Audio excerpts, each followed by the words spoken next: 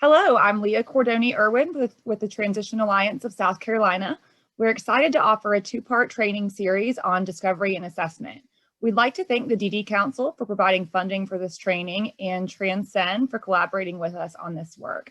I'd like to welcome our presenter, Dale Verstegen of Transcend Inc. Thanks, Dale. Yeah, thank you, Leah. So happy to be here and just have this opportunity to kind of walk you through Module 1 of the two-part Discovery Assessment and Career Planning series that is being offered through South Carolina Task. My name's Dale Verstegen, and I'm a Senior Research Associate with Transcend Incorporated. We're a private not-for-profit organization based in Rockville, Maryland. We provide direct services for both students and adults with disabilities. Our primary focus is on employment, and we have 3 divisions. We provide, besides direct services, we also provide training and technical assistance, which is what brings me here today. And we're also involved in a number of different research projects. So we have a research and development division as well. But my purpose here today is to kind of walk you through the group discovery course that is being offered on the South Carolina Task website. And as you can see, it's comprised of 2 modules. And the first one is focused specifically on you, the job seeker, who is interested in employment. And what we are doing with Module 1 is providing you what we call a group discovery process. What that really means is it's a process that's intended for you as a job seeker to think about who you are, what it is you want to do, what it is you like to do, and how would you like yourself to be represented when it comes to talking to or working with employers around employment. And it also gives you the opportunity to think about and pull in different resources and people that might help you be successful to get started on a career path for yourself. So the group discovery is a first module. And we do have a second module, and that is for people that help job seekers such as yourself. And those are folks that work with the school systems or work with state agencies around employment, or a provider organization in your community that provides employment services. And so for those folks, which we're calling facilitators or employment specialists, the second module is intended for them to guide them in how to work more effectively with you, the job seeker. And the 2 modules and the information gathered from both modules are meant to work together, even though the focus is very different. One is on you, the job seeker, the other is on the person that helps those job seekers. You can have somebody that just wants to work with the group discovery process, and that would be perfectly fine. You can get the information compiled, and that could be your main purpose of using this website, using this course. But you can also use that information as a stepping stone or a jumping off point to then work with your school or with an employment program to get them involved in working with you. So Module 1 provides a lot of really good preliminary types of information and gets the process started. And then if you have support for helping you achieve employment, the Module 2 helps that person work more effectively with you, the job seeker. We have a lot of resources associated in this on this site related to the course. And so the next section, as you'll see, is where we're actually hosting this archive webinars. This is where you can access what you're seeing right now at any time. So you don't have to go through the entire webinar if you don't want to. You can get to a certain point and stop, and you can come back to this website and access the webinar again to maybe see this if you want to break it down into, multiple visits in order to get through the material. The next section really kind of gives you the actual slides that you're going to be seeing up on the screen. So, if you didn't want to take notes, or if you really wanted to kind of follow along, or have this information to kind of keep after you hear and see the webinar, you can download those the PowerPoint slides that we're using for this presentation. The next section is actually how you would be accessing the Discovery Workbook. That workbook is really the basis upon which you would go through all of this material. So you would click on this page that you see right in front of you, similar to how Leah has the hand there now, and that would bring up the link to this particular workbook.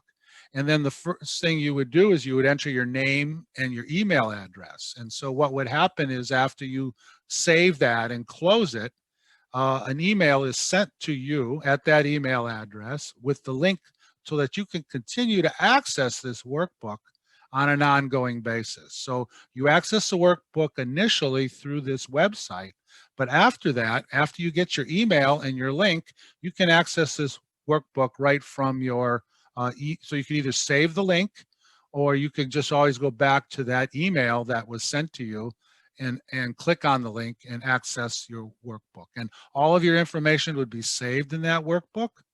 And so as you complete certain parts, you can save it, and then you can continue to go back to and use this workbook on an ongoing basis. The last section of this left side module 1 of the course is the additional resources. And you can see in the upper left, it actually has a blank version of this workbook. In case you wanted to work on the workbook, but you wanted to do it with paper and pen, you could print out the workbook and complete the various sections that way. Or you could just print it out as a resource for you, even though you're going to continue to keep your information online through saving that and continuing to access the workbook. The other resource that's to the right of that is the Guided Group Discovery Facilitator's Guide, and that's a wonderful set of resources. You as a person who's interested in employment could download that, and it has a lot of guiding information about what to put into and what to think about when you're completing the workbook. But it also is intended for facilitators or employment specialists that you might be working with. So this whole process of guided group discovery can be facilitated by somebody in the school system, somebody at an employment program. And for that person, this is a wonderful guide to kind of walk you through how to help folks with this. And the word group discovery is really meant so that you could do this with a class of folks that are interested in employment. You could do this with several people, maybe like in a job club, who are all interested in seeking employment. So you can have each individual develop their own workbook, but they can also work together with a facilitator to talk about employment and to share ideas with each other and to really support each other and guide each other when it comes to seeking employment, getting on a career path. And the last resource there is a sample blueprint for employment. And what happens is in the workbook, and I'll walk you through all of this, but in the workbook, you complete different sections of it, but it also has assignments. And those assignments that you complete get downloaded into a second document that's called a blueprint for employment. And that's more of a concise set of information that you can also print out and use for yourself in terms of, again, a blueprint or guide for your seeking a specific job or getting onto a career path. So it gives you a sample of what a blueprint for employment might look like. And so that really is the two products that are achieved when you complete the workbook. In Module 1 is you get all of the information that you've posted into the workbook itself. And again, you can access that and print it at any time you want, but it gives you a second product, which is that more concise blueprint for employment. Both of those documents are meant to then be shared with an employment specialist or with somebody in your school, like a transition counselor or a teacher, who then could have a wonderful set of information about you.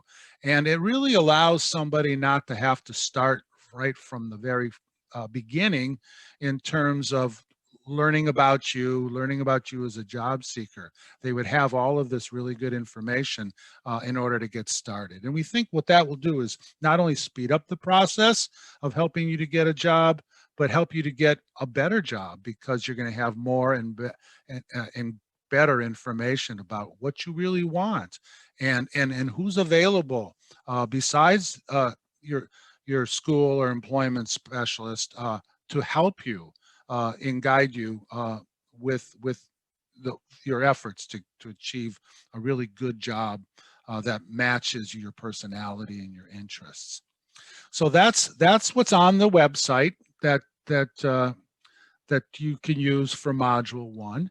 And now we'll go specifically into the specific aspects of the workbook. And so the objectives of the workbook are to, one, make sure you can access it and be able to use it on an ongoing basis. How this workbook fits into what we call discovery and assessment process, which is that discovery of the world of work and the different kinds of jobs that are out there, and assessing yourself in terms of how you can make a contribution to different kinds of businesses. It gives you a lot, we're going to try to give you a lot of guidance in terms of how to navigate different parts of the workbook. The workbook consists of 5 sections, and we're going to walk you through each one of those 5 sections in terms of how to complete it. And then we'll finish up with the fact that the workbook also generates this second product or document, which we're calling a blueprint for employment. So in terms of getting started, the guided group discovery workbook was developed by the Lead Center, and that was a national technical assistance entity that was funded with federal funds to develop this. And the Lead Center was generous enough to send this guided group discovery workbook material to us so that we could post this on our website as part of this Module 1. So they're the ones who developed this, and they did this as a way to really help job seekers get started with this on their own. And what we've also felt is that it's really important for you as a job seeker or somebody that's interested in employment to really think about this on your own. And to whatever degree you are interested and willing, we want you to actually be the leader and take charge of the process and be the one to kind of work through what it might take for you to get a job. And that's important, because if you take the lead and you have this guidance and help to achieve a job, but you're taking the steps, you're being proactive about this, then that's going to help you in the future, because then you're more likely to be able to get other jobs that are also going to be part of your career moving forward.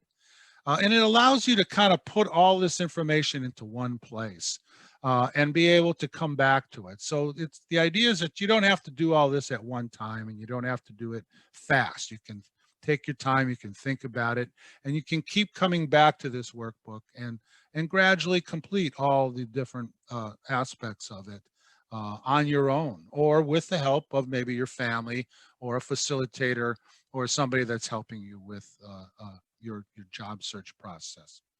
So the workbook is also meant to kind of be a resource and a guide for what they talk about in terms of these different employment programs, transition in terms of school or vocational rehabilitation, or if you're receiving day services or Medicaid services.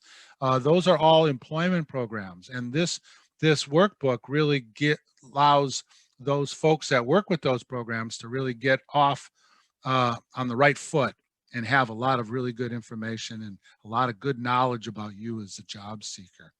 And so it kind of gets you started with your whole efforts to achieve a really good job for yourself. And when you click on the workbook, this is the first page that you're going to see. And you can see at the top part, it gives you some guiding information about how to navigate the workbook. Do spend a little time and look through that. And then the bottom part is really the sections that allow you to access, first of all, get started, but then access the different parts of this workbook on an ongoing basis. So that bottom section is really what you're going to be working with on an ongoing basis. So again, you access the workbook through the task website, read through those instructions, and then use that chart at the bottom to really kind of navigate yourself through the 5 sections. And each of the sections are intended to be completed in order. So you really should make sure to complete section 1 before moving on to the next one, obviously then section 2. And it gives you a status. So it tells you when you're done with one section and when you're ready for the next. And that status, as you can see on the screen, is in the middle there. So right now it's saying that you haven't started any of this. And so the first step is to, after you put in your name and your email address so that it can send you the link so you can access the workbook on an ongoing basis, it tells you where to click to get started. And so you click on that answer for session 1 where it's circled there. And that's what gets you started. And should you work through and put all the information related to session 1 in there, what will happen is where it says not started now, it'll say that that's, the status will say that that's finished or completed. And then it'll show you, then you click on the answer for assignment 1, because that's the next step in this process of using this workbook. So the first session is really meant to kind of, and again, if you're working in a group, it's kind of meant for you each to kind of get to know each other. If you're working by yourself, you'll discuss different ways in which people can approach employment. It give you a general idea of the concept of what we call discovery. It will talk about the components of that blueprint for employment. And it'll start to introduce this concept of a personal employment network. And so those are the sections of that first session. When you click into there, that's where it'll ask you also to give your name and your email. And it's important that you submit that and by saving your work. Saving your work is the way that you upload and refresh the information that it's keeping in your workbook that's specific to you. And only you are able to see that. Or if you do share this, say with a family member, they could go to that link and see it as well. But not the general public would not have access to any of this information that you have in this workbook. And again, saving is very important after you complete each one. You don't want to go away from the workbook in your computer without having saved it, because it'll lose the work that you had done. And then again, this email will go to you, and you want to keep an eye either on that link or on that email so you can continue to get back to the workbook on an ongoing basis. So in this first session, in terms of the introduction to the group discovery workbook, we want you to start to think about what do you want out of this? What are your expectations? What do you hope to learn? If you want to involve others, maybe some folks from your family, from your school, from an employment program that you might be working with, what would you want from them? How can they help you? So we want you to kind of think about what you want to get out of this whole process of looking for a job. And what do you feel pretty confident about in terms of what you can do, and where you might want to have some help, and who might you want to have that help from. So this introduces those concepts. And so now we're going to start on you. This is where we want you to start to think about who are you, and what do you do? What do you do well? What have people complimented you about? What activities have you not only liked, but you tended to do very well. And it can be anything. It doesn't have to be related to a job that you've had. It can be related to work that you do around the house, things that you do maybe on a volunteer basis through your church or different other kinds of organizations. And what kind of tasks, those specific things that you do to get things accomplished, like take out the garbage or wash the dishes or vacuum the rug. Those are all tasks that when you put those tasks together, it makes a job. And so we want to start with those basic things that you do, but also, what do you do well? And if you say, I wash the dishes well. Well, how do you know that you've washed the dishes well? Is it the fact that when somebody takes it out of the cupboard, there's no food on it anymore? So you were very exacting and conscientious about making sure you got all the food and everything off the plate before you put it away. That's just a real quick example, but what is it that you do, and then what is it that you do well? And we want you to put that into a list of these are the skills and the talents, and there's a section there for you to put 3 what we consider to be skills and talents that you feel you have. And again, if you're having troubles with this, you could ask somebody that knows you, either in the group that you're in or maybe somebody from your family. Or if you've had some certain jobs or tasks that you've done in the past, ask them, in doing this job, what do you think I did well? What are my strengths in terms of being a good worker? Also in this, who do you know? Who do you know that that might be able to help you in terms of, it can be a friend, it can be family. And then how did it make you feel to help someone? That's another way to think about the tasks that you've done. Have you ever helped anybody? Have you helped a neighbor? Have you shoveled somebody's walk for them? When you did things for other people, how did it make you feel?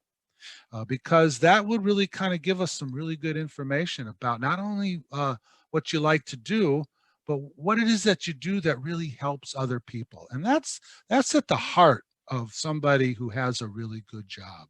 They have a job that they not only enjoy, but helps other people. It helps their employer in terms of making money, but it might even help your coworkers. You might do a job that really helps the customers. So all of those things are things to be thinking about and to be capturing on paper. And again, this is yourself thinking about who you are and what it is you want to do. And so the last section of this, last page of this session, really kind of talks about a job search team. Who are some people that can help you? What are some contributions that you can make? We're also going to be in the future talking about vocational themes. And then we want you to be thinking about conditions of employment. What kind of jobs are you interested in? And what sort of things don't you want to do? And the last section of this is the action steps. And all of these things are components of your workbook that get put together into what I already described for you as that blueprint for employment. And that's that second product that you're going to be generating. And we want you to see in advance, these are all the different kinds of information that you're going to be putting together. So when it comes to this section now, as you can see there, it would say that you've completed session 1, and now you'll be clicking on the answer for assignment 1. And this is the first section of what will be going into your blueprint for employment. And in that, we want you to identify 3 people that you know and trust. Again, these can be family members, these could be friends, this could be a professional like a teacher or an employment person. It can be a neighbor. It can be an uncle. These are all people who, again, you feel comfortable as identifying as somebody to help you. And this is a very important point. I think most of us hesitate to try to ask other people for help. We don't want to impose. We think people are busy and have other things that they have to do. But asking people to help you with your career exploration or to help you find a job is something that almost everybody, especially if you know them fairly well, are going to be willing to do. I mean, I don't know about you, but like all the time that I was growing up, I had aunts and uncles and grandparents who would always ask me at family events, what do I want to do? What do you want to be when you grow up? And that is their way of showing interest in me. That is their way of basically saying, I'm curious about this. I want to help. And so for people who ask you those kinds of questions, this really is a time to identify them and give them a role or an opportunity to make a contribution to help you. And the last thing I'll say about that is many studies have shown that the most successful people are the people who understand and appreciate that they can only be successful because other people help them. And they're not shy about asking for help. They have mentors, they have people who guide them. And when they have that kind of help and support, they can't help but be successful. So even though it isn't something we normally like to do, ask for help, in this particular case, it's very important to identify those 3 people that you know and trust that can help you with your job search. And then those would be, you want, not only do you want their name, you want their contact information, their phone, their email addresses, because you'll be seeing when you get to the end of this, that these are people that you're going to want to specifically contact for very specific purposes. So put that information in there in terms of that first assignment, and then that will end up going on to your blueprint for employment. Okay, and so this is the information that you would put in there. And those people that you identify, these are some questions that we would like you to ask them and then put the answers into this part of the workbook. You know, what do they admire about you? What do they think are your best skills? What do they think that you have to offer an employer? Do they have a sense of what kinds of environments, you know, that you might be best in terms of working? Do you like to work outside, or do you like to work in an office? Do you like to be busy and on your feet, or do you like to sit at a table or a desk when you do your work? You know, what is your personality like? I mean, those are all wonderful things that those 3 people that you've identified can give you really good information about you, your personality, the kinds of things that make your personality valuable to different kinds of businesses doing different kinds of jobs. So it's a way to kind of hold up a mirror and to kind of be able to see yourself through other people's eyes. And it's such an important first step to get good information about yourself. Is you know, a lot of times we don't brag about ourselves, so we have to figure out, okay, if I don't really say a lot of good things about myself, you know, how am I going to get good information about me? Well, it comes from other people who know and like and love you.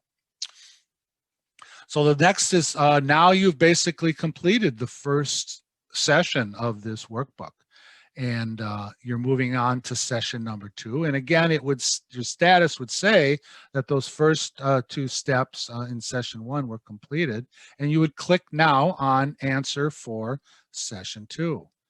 And in this session, we want to kind of get at what you're interested in, where you feel you can make a contribution. And again, you're going to have more information because you've asked those other 3 people that you know and trust. And so now, what do you think you have in terms of interests? What kinds of jobs do other people that you know have? And of all the different people that you know in your family or your friends or your friends' parents, what jobs interested you the most? Which are the jobs that you found yourself asking questions about, showing some curiosity about how they do that kind of work? What kind of jobs did you think were really cool or really, you know, fun? You know, things that have you ever said, oh, I would love to do something like that when I grow up, or when I move on in my career, that's the kind of job I would like to have.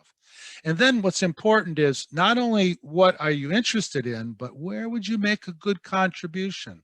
What are the kinds of places that could really use somebody with your personality or kind of skills that you've already identified. And the same thing again with tasks. Tasks are very important to identify, not always just a huge job description like somebody who cooks, but when somebody is a cook in a kitchen at a restaurant, there's all kinds of tasks that they have to be good at. And some of those are going to be better at than others. Maybe it's working at the stove. Maybe it's cutting up and preparing the foods. Maybe it's making sauces. Those are all very different kinds of tasks. And each person is going to be different in terms of better at some of those tasks than others. So it's important, again, to identify which ones of those tasks are best for you. And then also, wouldn't it be great if you could get paid to do some of those things that you're most interested in? And that's ultimately really what we're trying to do, is narrow down so that you're not doing jobs just to make money. We want you to have jobs that really fulfill you, something you're excited about, because that's where we think people are really going to be successful. And then that's how you take going from having one job to actually having a career, because you're following a path and it's based on your interest, your passion, and what you're really good at. And what kinds of work you like to do. Do you like to meet new people, or do you not like to meet new people? Those are very different kinds of jobs based on just that one factor. Do you like to work with computers? Do you like to work outside? Do you like to work with your hands? Those are all makes for different kinds of jobs. And so which ones of those do you like? Which better define the kinds of jobs that you'd want to do? And then here's some more questions just about your interests and where you can make a contribution. And if you haven't had a lot of jobs up to now, we need to look a little deeper. We have to look at your hobbies, different activities that you've had. What do you like to do in your free time? And where you tend to want to spend your time and the type of things that you want to do can say a lot about the different opportunities when it comes to a job. And what's in your room? Because what's in your room really kind of helps define what you're interested in. Do you have a lot of things up there about sports? Is it around music or entertainment? Do you like to build things and have models up there? All those kind of give you really good information about the different kind of interests that you might have. And you can share that with somebody else, either within your group or your class. And sometimes you can give each other some really good ideas. So kind of you talking about your interests to somebody else, they might have some good ideas about different kinds of jobs that might be good for you based on those interests, things that you wouldn't otherwise think about on your own. Also, part of session 2 is kind of breaking that down and writing it down in terms of specific skills, specific tasks that you've done. And there's places on the workbook to put all of that. Also, we want to get at your personality, your characteristics. You're kind of antsy, like kind of action oriented, or are you a type of person who really likes to be calm and think things through before you start to do something? All those different kinds of personalities will help you also help others think about where might those kinds of personality traits be most useful. And then when it comes to those interests and the things that you like to do and the skills and the tasks, we want to bundle those into what we think are vocational themes. So looking at these interests, you can see this is a broad range of interests, so using an iPad. Well, more and more, you can see a lot of jobs out there where people are using iPads. People who take orders at restaurants, people who do inventory in warehouses. Those are all examples of people who use iPads. So they have different vocational implications in terms of a theme. Do you like to draw? Do you like to work with your hands in terms of making things like jewelry or art? Or do you like to work with your hands and get them dirty when it comes to out there in the garden? Those are very different kinds of jobs, but all ones that can match up to you very specifically and help to guide the kinds of jobs that we should look for in the future. So So that would allow you to complete that section of the workbook in terms of session 2, interests and contributions. And then you would move on to the assignment related to, and again, you come back to this chart and you click on the answer, which would take you to that assignment of contributions chart. And there, what we're really trying to do is identify those skills, tasks, personality traits, and other contributions, but ask the question, well, what does it mean? If you're good at this, what does it mean in terms of where you might want to work, and what kinds of employers would hire somebody that has those kinds of interests and skills and personality traits?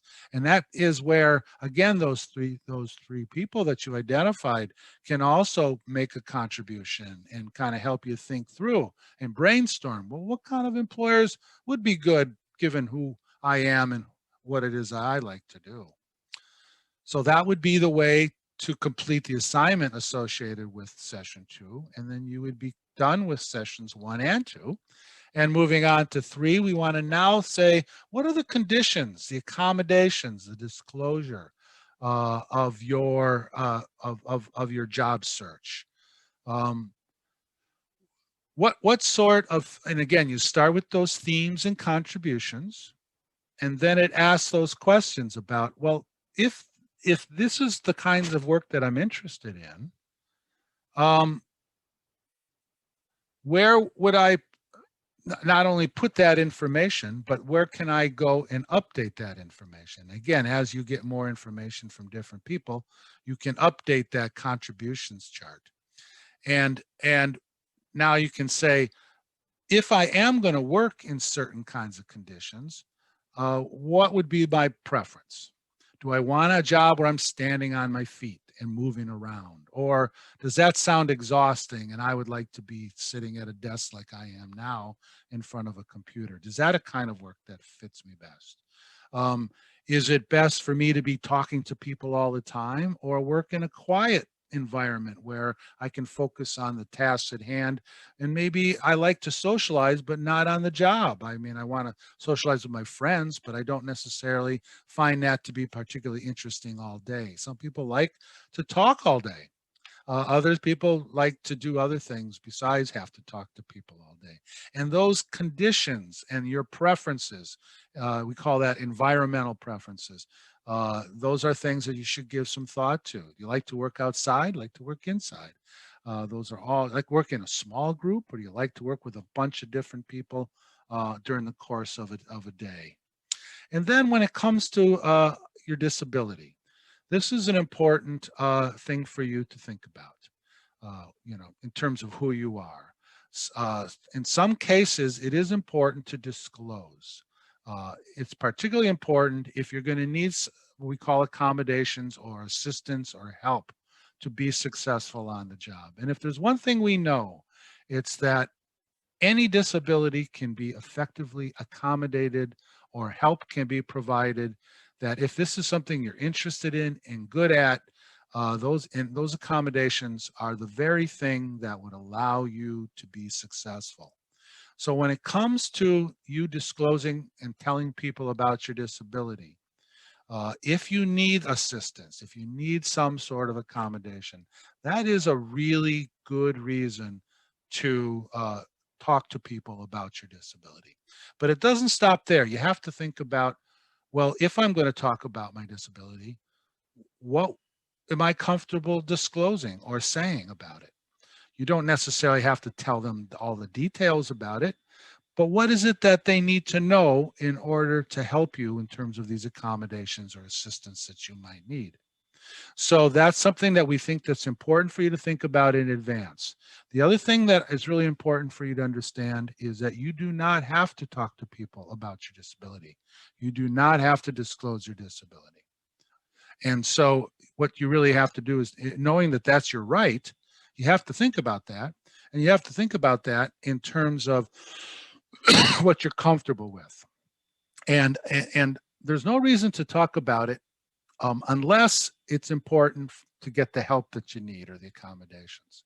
So this section kind of gives you a lot of questions that you can think about and talk about. It gives you ideas of of what to say and who you might want to say it to. So this kind of helps you think through this notion of disclosure. But we do think it's important that you talk about that with your family. You talk about that with, if you do have somebody facilitating and helping you with this workbook, or help you get a job, that you discuss it with them as well. Under what circumstances or conditions would you be interested in disclosing your disability? What would you want them to say and not say? Because it's not only what you would want to say about your disability, it involves other people.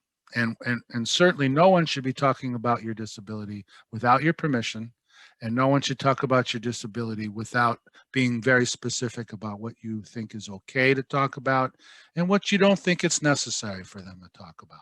And so this allows you to think it through and also talk to and communicate with others about a disclosure, what we call a disclosure plan for that particular person. And so after you answer those questions and think about that and put that in your workbook, you go to the assignment for the third session. And that really is what kinds of decisions you have made. And you post those decisions about disclosure in the blueprint for employment, and by completing that assignment. So you enter your information about that assignment, about your strategy or plan around disclosure, and it's put into your workbook. And then that allows your family or this network of for employment that you're developing for yourself, they'll give them ideas of how you feel about your disability and in terms of talking to other people about it. So that would complete assignment 3 for session 3, and you'd be moving on to session 4, which is all around networking. So what we want you to remember is that you now have good ideas, hopefully, about what you like to do, your skills, your interests, how that translates into different kinds of jobs and maybe different kinds of employers. You have an idea of the different environments and conditions that you might want to work in, and you have an idea of what you want and not want to say about your disability. And so now you're ready to involve others in what we call networking. And what we know is that 80% of all people get their jobs not through ads online or in the paper, not through seeing a help wanted sign and filling out a job application. It's done through networking. It's one person telling somebody else about an employment opportunity. So it's important early on when you're thinking about a job for yourself that you think about who are those people out there that know about employment opportunities, that if I ask them about it at the right time, they can let me know about an opportunity that otherwise I would never have a chance at. I would never have an opportunity for. So it really is an art and it is a science in terms of networking. And we want you to consider that. And so when you're networking, we want you to think about one person maybe that you've known that has gotten a job by somebody else. Like for myself, my dad helped me get one of my first jobs when I was in high school. And I had a cousin when I was in college who helped me get a job when I came home for the summer. And throughout my career, I've had friends and colleagues that I've worked with who have let me know about opportunities that in some cases I've been able to take advantage of. And so what about you? You know, what kind of networking have you seen done around you? Have you had a brother or sister who got a job because they knew a friend who was already working there or something like that? And then we want you to think about your friends, your family, those helpers, teachers, counselors that you work with, or others in the community. Maybe your next door neighbor has a really cool job or works for a company that you think is really neat and you might like to work at someday. So your neighbors, your friends, your friends of your friends, the neighbors of your friends. You see, that's how networking works. It's like you know somebody and they know somebody else. So that's what we really want you to be thinking about. And then we want you to record that information about all of those different people. Who do you know? And you want to put their name down, but you also want to put like their contact information, phone number, email address. You want to get that information about that. And so you remember those 3 people that we asked you to identify in the beginning, those are people you know and trust. They're also part of this network that we're hoping that you will develop for yourself. But now we want you to expand that. And you could even ask those 3 people, the original 3 people that you put down, who else might I add to my networking list? Because it could be somebody that you haven't thought about, somebody who they know knows you. And so they might have a really good idea. Or do you remember so-and-so at our church? Well, they're the manager of this store, and you show an interest in that kind of a store. Maybe we should add that person to your network.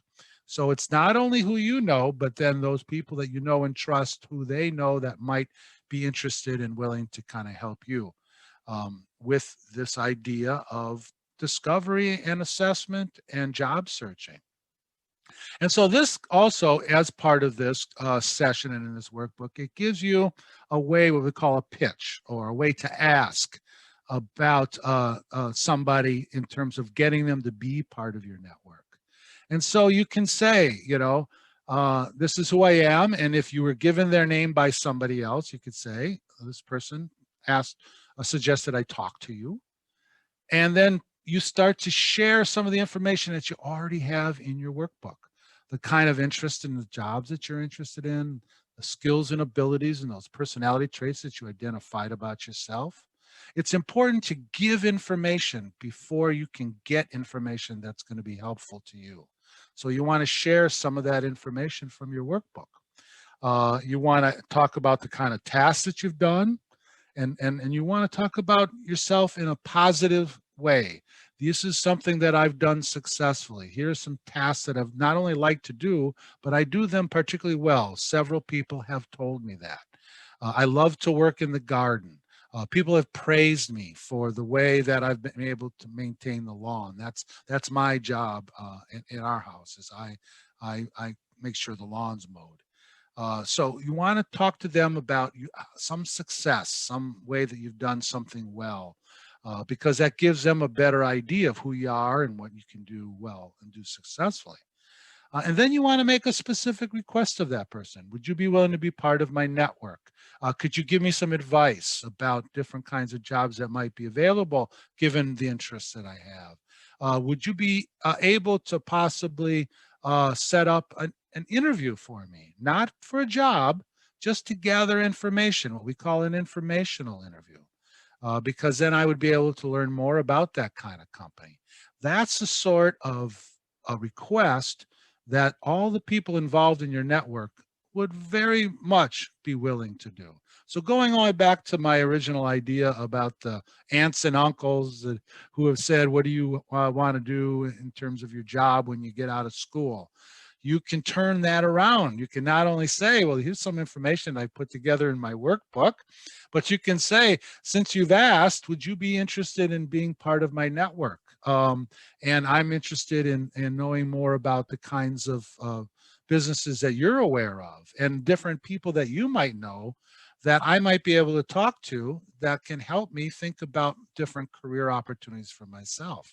So you not only would be giving them their answer to what do you want to do in terms of a job, but you would be asking them to specifically help you. And because they showed some interest, I feel very confident that a person like that would say yes, I would be willing to help you with this, because obviously they've shown some interest in you and what it is that you might want to do when you're not in school or when you're wanting to move on to your next bigger and better job.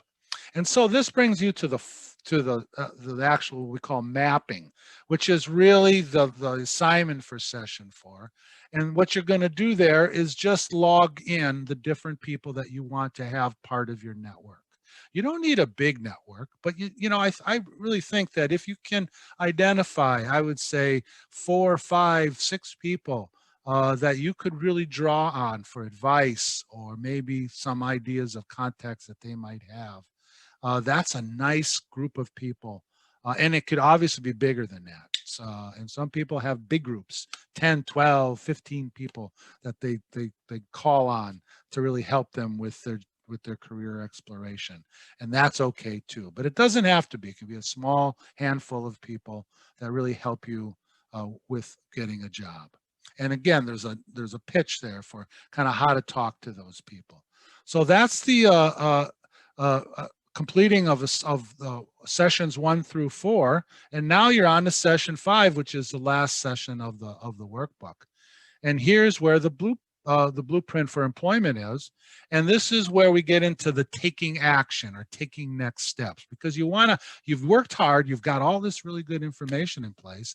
Now, what do you do with it? What next? And so we want to look at some action steps.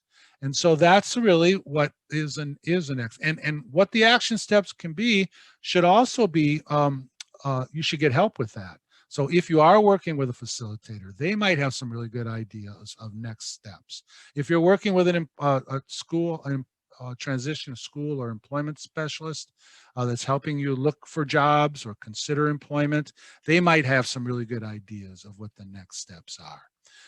If you have somebody who's going to be going through module 2, which is for the professionals that help people like yourself who are looking for a job, then the next step would be to have a meeting where you share this workbook. Print out the workbook, print out the blueprint for employment, and call a meeting with that particular person and say, here, this is what I've done. This is what I've been able to complete, these 2 products around discovery and assessment for myself. And now let's take this information and look at what else they can do to help me. And again, I think that's you being proactive, taking the initiative to put this workbook together, and then sharing that with people that can really help you be successful. So those would be some of the action steps that you could consider, but you would put those in this last section of the workbook. And then what ends up happening is, now what do you want to do with this? So this is kind of saying, okay, your workbook is completed, and so now what happens? Well, again, you can just use this workbook. You can just complete module 1, and with that team of folks that you've identified, you can just take the next steps, call a meeting, and start to look for employment. Or if you have the opportunity to work with a transition or employment team, then you would use this information to kind of continue this process with them. And they would kind of help you get more information about who you are and what you like to do, maybe expose you to different kinds of job opportunities, and ultimately help you secure some employment. So this really does conclude the completing of that. And so when you click on this very last section, which is a blueprint for employment, what that does is it pulls it up and allows you in a PDF to download that onto your computer or your tablet. It allows you then to print it. If it isn't PDF, you can email that to people on your network. You can email that to your transition or employment specialist that's going to be working with you. So here's where you have the products of all of your hard work of going through this workbook, thinking about yourself and thinking about yourself in relation to the world of work. So that concludes our presentation on module 1. And I wish you the best of luck. As you can see, Leah has provided her email address. So if you have any troubles, either accessing the workbook or any of the resources that were identified on the website, she certainly can help you with that in terms of how to use this course. So with that, I'd like to say good luck in terms of your career exploration, and know that you really shouldn't just do this by yourself, that you really want to pull some other people in to help and support you, and that you really, to whatever degree you are interested and willing, you can lead this entire employment process, because this whole course really kind of gives you the information about how to take the lead and to help you move through the steps necessary to find that really unique job that's well suited for you. to kind of help you on your career path. Good luck.